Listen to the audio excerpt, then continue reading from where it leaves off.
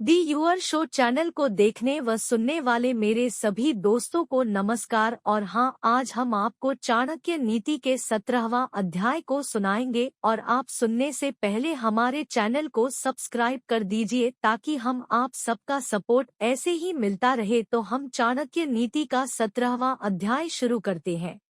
अथ सप्तदशोऽध्याय। 17वां अध्याय। घर में सुंदर सती और पतिव्रता पत्नी, धन संपत्ति, विनयशील पुत्र और पौत्र पौत्री आदि हो तो स्वर्गलोक में भी इससे अधिक सुख नहीं मिलता। पुस्तक प्रत्ययाधीतं नाधीतं गुरुसन्निधौ सभामध्ये न शोभन्ते जारगर्भा इव स्त्रिया। जिन व्यक्तियों ने गुरु के पास बैठकर विद्या का अध्ययन नहीं किया वरन पुस्तकों से ही ज्ञान प्राप्त किया है, वह विद्वान लोगों की सभा में उसी तरह सम्मान प्राप्त नहीं करते जिस प्रकार दुष्कर्म से गर्भ धारण करने वाली स्त्री का समाज में सम्मान नहीं होता। इस श्लोक का भाव यह है कि गुरु के पास बैठकर ही सही अर्थों में विद्या का अध्ययन किया जा सकता है। गुरु से ही ज्ञान की प्राप्ति होती है। मनुष्य अपने प्रयत्न से जो ज्ञान प्राप्त करता है वह कई प्रकार से अधूरा रहता है। इसीलिए ऐसा व्यक्ति विद्वानों की सभा में उपहास का पात्र होता है जिसने गुरुमुख से विद्या प्राप्त नहीं की है। गुरु से विद्या प्राप्त करने का महत्व इसलिए है कि गुरु ग्रहण करने योग्य सब बातें शिष्य पर प्रकट कर देता है। ज्ञान के सब रहस्य उसके समक्ष खुल जाते हैं। अपने प्रयत्न से विद्या प्राप्त करने पर कुछ न कुछ अनजाना रह ही जाता है। ऐसी स्थिति में क्या करना चाहिए, इसकी जानकारी भी गुरुमुख से ही प्राप्त होती है। तभी तो व्यक्ति प्रत्येक स्थिति का सामना करने के लिए स्वयं को तैयार कर पाता है। इस श्लोक से चाणक्य का भाव गुरु के महत्व को प्रकट करना है। कृते प्रतिकृतं कुर्याद् हिंसने प्रतिहिंसनम तंत्र दोषो न पत्ति दुष्टे दुष्टम समाचरेत। जो जैसा करें उससे वैसा बरतें। कृतज्ञ के प्रति कृतज्ञता भरा, हिंसक दुष्ट के साथ हिंसायुक्त और दुष्ट से दुष्टता भरा व्यवहार करने में किसी प्रकार का पाप पातक नहीं है। यदूरण यदाराध्यम यच्च दूरे व्यवस्थितम तत्सर्व तपसा साध्य तपो ही दुर्तिक्रमम। जो वस्तु अत्यंत दूर है, जिसकी आराधना करना अत्यंत कठिन है और जो अत्यंत ऊंचे स्थान पर स्थित है, ऐसी चीजों को तप द्वारा ही सिद्ध किया जा सकता है। सिद्धि का प्रयोग यह प्राप्त करना भी है। जो चीज जितनी दूर दिखाई देती है, ऐसा प्रतीत होता है कि उसको पाना असंभव है, उसे भी प्रयत्नरूपी तपस्या द्वारा प्राप्त किया जा सकता है। तप अथवा परिश्रम द्वारा असंभव कार्यों को भी संभव बनाया जा सकता है। तप से ही मनुष्यों को अनेक सिद्धियां प्राप्त हो सकती हैं। लोभश्चेत् गुणेन के पिशुनता यद्यस्ति के पातकैः सत्यं चेत् तपसा च किं शुचि मनो यद्यस्ति तीर्थेन किं सौजन्य यदि किं गुणैः सुमहिमा यद्यस्ति के मंडनैः संविद्या यदि किं धनैर्पैशो यद्यस्ति किं मृत्युना।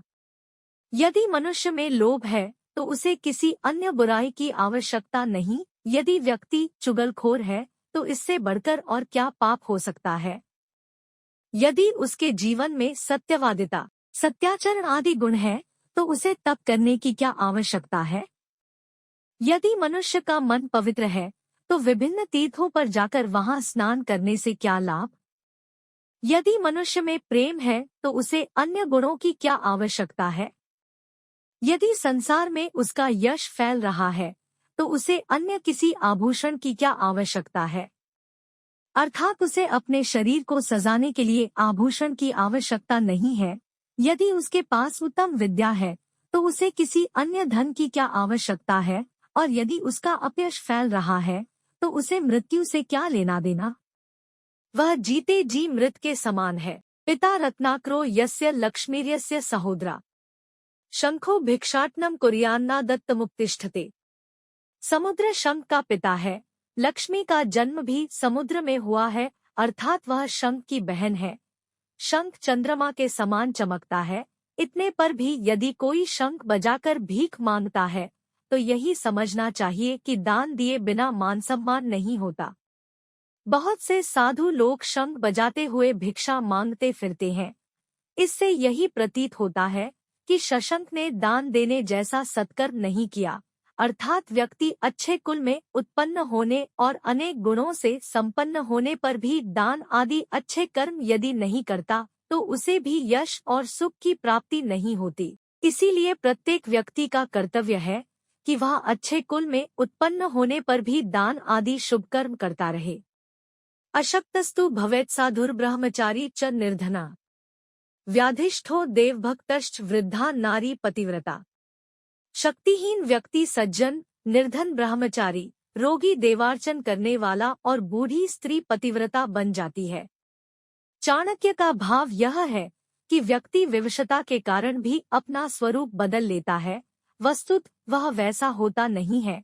बलवान व्यक्ति को सज्जनता का व्यवहार करना चाहिए। प्रभु की भक्ति तो मनुष्य का स्वाभाविक कर्तव्य है, परंतु जब कोई रोगी होने पर ही प्रभु का नाम लेता है तो यह उसकी विवशता है। इसी प्रकार यदि सुंदर रूपवती यौवन से भरपूर स्त्री पतिव्रता धर्म का पालन करती है तो यह उसकी विशेषता मानी जाएगी। वृद्धा स्त्री पतिव्रता होने के अलावा कर भी क्या सकती है?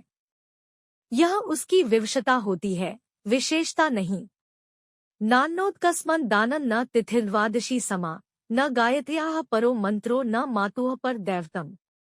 अन्न और जल के समान कोई श्रेष्ठ दान नहीं, द्वादशी के समान कोई श्रेष्ठ तिथि नहीं, गायत्री से बढ़कर कोई मंत्र नहीं और माता से बढ़कर कोई देवता नहीं। चाणक्य का कहना है कि भूखे व्यक्ति को भोजन और प्यासे को जल पिलाने के समान श्रेष्ठ दान कोई नहीं। उनका विचार है कि द्वादशी को किया हुआ पुण्य कर्म अधिक फल देने वाला होता है। गायत्री को सर्वश्रेष्ठ मंत्र माना गया है। गायत्री को सिद्ध कर लेने पर व्यक्ति के सभी मनोरथ पूर्ण हो जाते हैं। इसी प्रकार सबसे बढ़कर माता सम्मान की पात्र है। उसका स्थान देवताओं से भी ऊंचा है, क्योंकि वह मनुष्य को जन्म देने वाली है। माता हो संतान को प्रत्यक्ष और परोक्ष रूप से संस्कारित करती है। संस्कार ही मनुष्य के जीवन का आधार है। तक्षकस्य विषम दंते मक्षिकायास्तु मस्तके, वृश्चिकस्य विषम पुच्छे सर्वांगे दुर्जने विषम। सांप का विष उसके दांत में होता है, मक्खी का विष उसके सिर में रहता है, बिच्छू का विष उसकी पूंछ में होता है। अर्थात इन सभी विषैले प्राणियों के एक एक अंग में ही विष होता है, लेकिन दुर्जन मनुष्य के सभी अंग विष से भरे हुए होते हैं। आचार्य का कथन है कि विषैले प्राणियों को विष का प्रयोग करने के लिए समय चाहिए। वे विशेष परिस्थितियों में ही, जैसे कि शिकार करने या अपने बचाव के लिए ही अपने विष का प्रयोग करते हैं, जबकि दुष्ट तो सदैव विषदंश करता रहता है। पत्युराज्ञा विना नारी उपोष्य व्रतचारिणी, आयुष्य हरते भर्तुआ सा नारी नरकम व्रजे। पति की आज्ञा के बिना जो स्त्री उपवास रूपी व्रत करती है, वह अपने पति की आयु को कम करने वाली होती है। वह स्त्री नरक में जाती है, उसे महान कष्ट भोगने पड़ते हैं। न दानया शुध्यते नारी नोपवास तैरपी, न तीर्थ सेव्या तद्वत् भर्तुआ पादोत्कैर्य था। स्त्री अनेक प्रकार के दान करने से शुद्ध नहीं होती, अर्थात मोक्ष प्राप्त नहीं कर सकती। सैकड़ों उपवास करने से भी वह शुद्ध नहीं होती। अनेक तीर्थों की यात्रा करने के बाद भी वह शुद्ध नहीं होती। वह तो केवल पति चरणों की सेवा से ही शुद्ध हो सकती है, अर्थात मोक्ष प्राप्त कर सकती है। आचार्य के अनुसार स्त्री का सबसे प्रथम कर्तव्य अपने पति की सेवा है। जो स्त्री अपने पति की सेवा न करती हो तथा अन्य धार्मिक कार्यों में अपना समय बिताने का प्रयत्न करती है, उसे कोई विशेष लाभ नहीं होता। उसका सर्वप्रथम कर्तव्य पति की सेवा करना है, उसी से उसे मोक्ष मिलता है।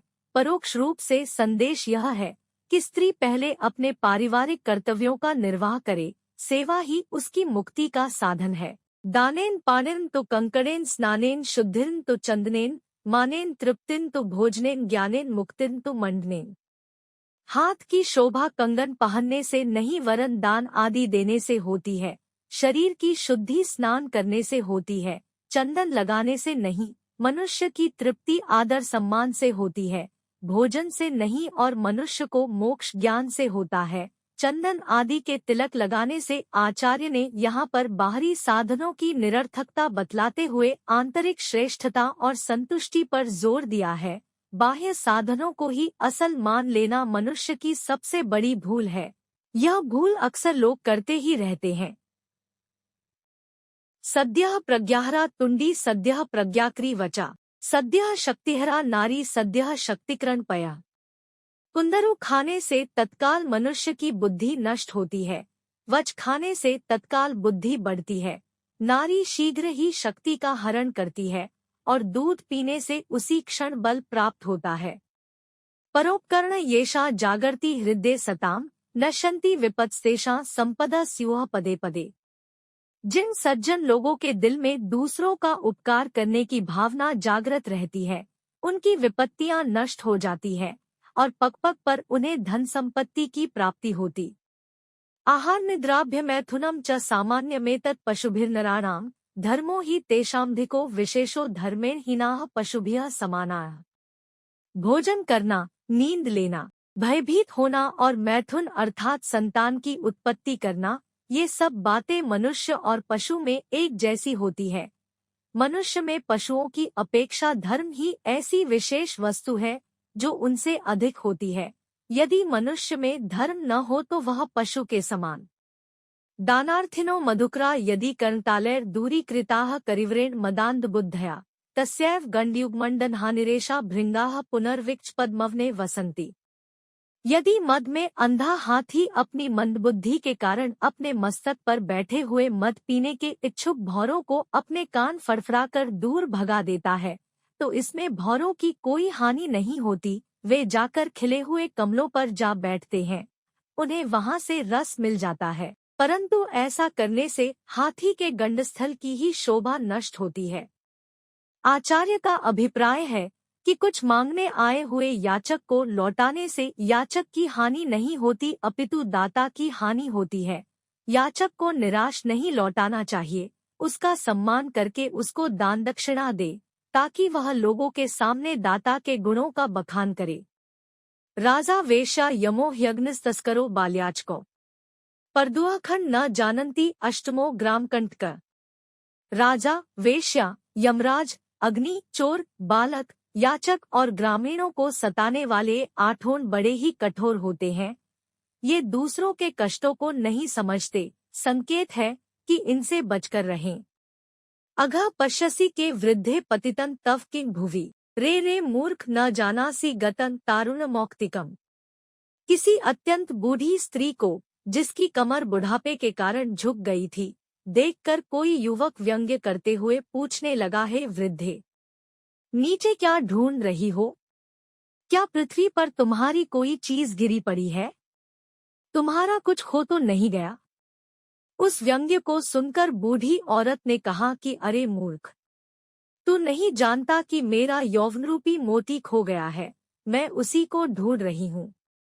वृद्धा का संकेत है कि इस संसार में जिसने जन्म लिया है वह बचपन, किशोर और युवावस्था के बाद वृद्धावस्था को प्राप्त होता है। इससे कोई भी नहीं बच सकता, तू भी यहाँ पहुँचेगा, इसलिए मुझ पर न हंस। जिसका सामना करना हो उस पर क्यों हंसना?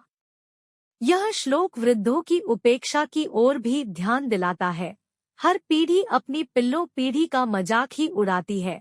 एक विचारक ने सही कहा है कि वृक्ष की शाखाएं, पत्ते और फूल यह भूल जाते हैं कि उन्हें जीवन उन जड़ों से मिल रहा है जो कुरूप, परोक्ष और निष्क्रिय है। व्यालाश्रयापि विफ्लापि सकंकापि वक्रापि पंकिल भवापि दुरास्तापि गंधेन बंधुरसी केतकी सर्वजंतोर एको गुणः खलु निहंती समस्त दोषान। हे केतकी, तुझसे सांप लिपटे रहते हैं, फल भी नहीं लगते, कांटे भी हैं और वक्रता भी है। इसके अतिरिक्त तेरा जन्म कीचड़ में होता है और तू सरलता से प्राप्त भी नहीं होती। इतना सब कुछ होने पर भी तेरे में जो गंध है वह सब प्राणियों को मोह लेती है। आचार्य के अनुसार व्यक्ति में यदि एक भी श्रेष्ठ गुण हो तो उसमें सारे दोष सहज ही हुब जाते हैं। अध्याय का सार। आचार्य चाणक्य का कहना है कि विद्या गुरु से ही प्राप्त करनी चाहिए। स्वयं विद्या का अभ्यास करने से वह लाभ नहीं होता जैसा गुरु द्वारा प्राप्त की गई विद्या से। उनका कहना है कि जो व्यक्ति आपसे जैसा व्यवहार करता है उससे उसी प्रकार का व्यवहार करना चाहिए जिसने आपके प्रति हिंसा का व्यवहार किया है। उसके प्रति हिंसक व्यवहार ही ठीक रहेगा। कुछ महान पुरुष ऐसे भी हुए हैं जिनका यह कहना था कि हिंसा का उत्तर अहिंसा से दिया जा सकता है। व्यवहार की दृष्टि से एक सामान्य व्यक्ति द्वारा ऐसा कर पाना संभव नहीं हो पाता, ऐसी संत महात्मा की दृष्टि हो सकती है। चाणक्य ने यह सिद्धांत कूटनीति की दृष्टि से बताया है। देश के संदर्भ में तो जैसे को तैसा की नीति ज्यादा उपयुक्त है। आचार्य ने इस अध्याय में तप के महत्व को भी स्पष्ट किया है। उनका कहना है कि यदि मनुष्य में तप का अभाव है और वह लोभ में फंसा हुआ है तो उसे और किसी बुराई की क्या आवश्यकता है। यदि मनुष्य का स्वभाव दूसरों की निंदा करना है तो चाणक्य इसे महान पापों की श्रेणी में रखते हैं। उन्होंने सत्य को ही तप बताया है, अर्थात जो व्यक्ति सत्याचरण करता है उसे किसी अन्य तप की आवश्यकता नहीं है। चाणक्य ने इस अध्याय में दान का महत्व बताते हुए कहा है कि जो व्यक्ति दान नहीं करता उसे धन की प्राप्ति नहीं हो सकती। चाणक्य कहते हैं कि मनुष्य का जो वास्तविक स्वरूप है उसको ही स्थिर रखना चाहिए। उसे प्राप्त करने के लिए किसी प्रकार के ढोंग की आवश्यकता नहीं है।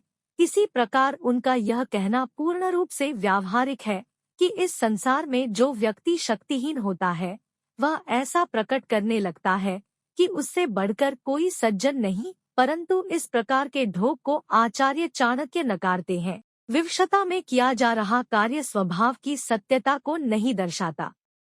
आचार्य चाणक्य कहते हैं कि अन्न और जल से बढ़कर कोई श्रेष्ठ दान नहीं। भूखा व्यक्ति को सोने चांदी की अपेक्षा भोजन की आवश्यकता होती है। उन्होंने गायत्री को सबसे श्रेष्ठ मंत्र बताया है। उनका यह भी कहना है कि सभी देवी देवताओं में सबसे श्रेष्ठ स्थान माता का है। दुष्ट व्यक्ति के संबंध में तो अनेक स्थानों पर उसकी दुष्टता का वर्णन किया गया है। दुर्जन अर्थात दुष्ट व्यक्ति सज्जनों को हर समय दुख देता रहता है।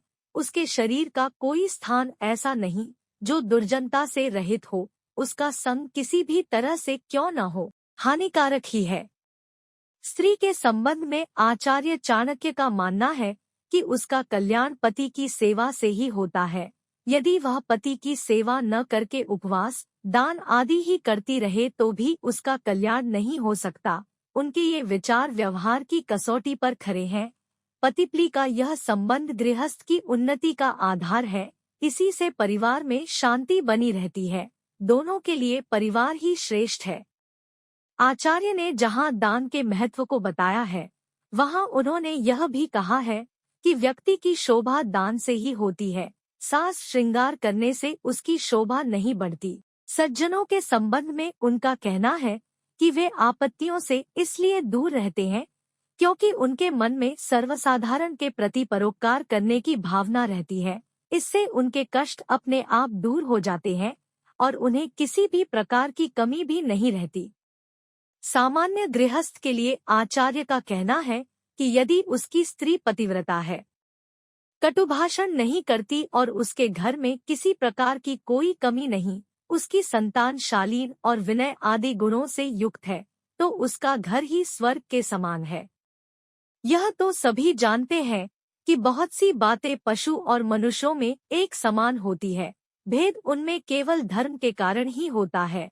मनुष्य भी पशुओं के समान खाता, पीता, सोता और संतान उत्पन्न करता है। यदि उसमें धर्म का अभाव है तो उसका जीवन भी पशु के समान समझा जाना चाहिए, बल्कि पशु से भी बदतर, क्योंकि पशु प्रकृति के कुछ निश्चित नियमों में बंधा हुआ है। मनुष्य का जीवन अनेक परिस्थितियों से गुजरता है। माता के गर्भ से जन्म लेने के बाद बच्चे के रूप में उसका विकास होता है। किशोरावस्था के बाद युवावस्था आती है और दिन ढलने के समान मनुष्य का शरीर भी अस्त होने लगता है। उसकी कमर में बल पड़ जाते हैं। उस स्थिति को देखकर अज्ञानी पुरुष ही उसका उपहास कर सकता है, क्योंकि युवावस्था के बाद शरीर का दुर्बल होना अवश्यंभावी है। जो युवा वृद्ध का उपहास करते हैं वे मूर्ख हैं। वे भूल जाते हैं कि एक दिन उन्हें भी इस अवस्था को प्राप्त होना है। आचार्य ने इस अध्याय के अंत में एक बहुत ही महत्वपूर्ण बात कही है।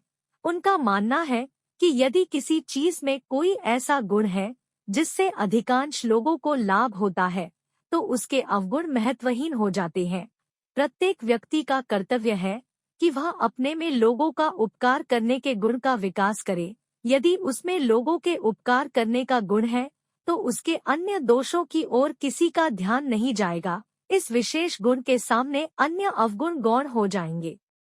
123 सत्सजस जस जस जस। अगर हमारे चैनल को आपने अभी तक सब्सक्राइब नहीं किया है, तो आप channel the your show channel को सब्सक्राइब कर दीजिए, ताकि हम ऐसे ही आप तक अच्छे अच्छे कंटेंट पहुंचाते रहेंगे।